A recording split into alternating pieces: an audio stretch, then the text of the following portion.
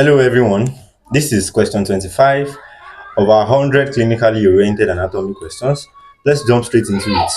The question says a 45-year-old man is admitted to the emergency department after experiencing a sharp pain while lifting a box of books. He told the physician that he felt pain in my backside, the back of my thigh, my leg, and the side of my foot. During physical examination, it is observed that his Achilles tendon jerk is weakened on the affected side, which is the most likely cause of injury.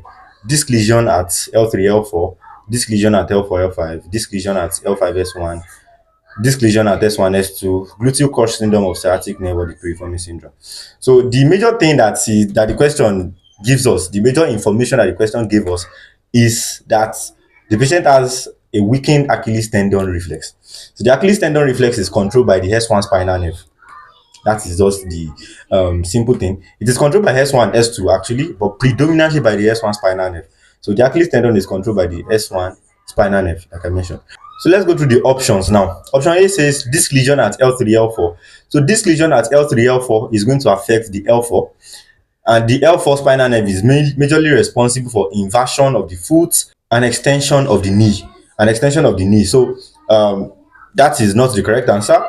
Disc lesion at L4, L5 is going to affect L5, and the L5 is the major myotome that is responsible for extension of the hip and abduction of the hip. Disc lesion at L5, S1 is going to affect the S1, and it is going to cause a weakened Achilles tendon reflex. So that is our correct answer, and that is option B.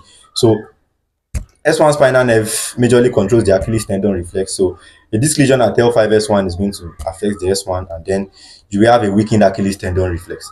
Disc lesion at S1, S2, it is improbable. It is not very possible unless there's a lumbarization of the S1 vertebrae. All right. So option E is the gluteal crush syndrome of the sciatic nerve or the piriformis syndrome. The gluteal crush syndrome occurs when a patient is lying unconscious or sedentary for a very long time on a very hard surface. That is what results into gluteal crush syndrome. And then the piriformis syndrome is the compression of the sciatic nerve at the doorway of the gluteal region, which is the greater sciatic foramen. So when there is a compression of the sciatic nerve, you have what is called the piriformis syndrome.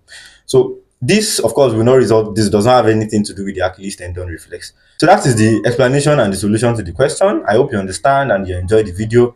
Please make sure you like, make sure you comment, make sure you subscribe, and I will see you in the next episode. Thank you.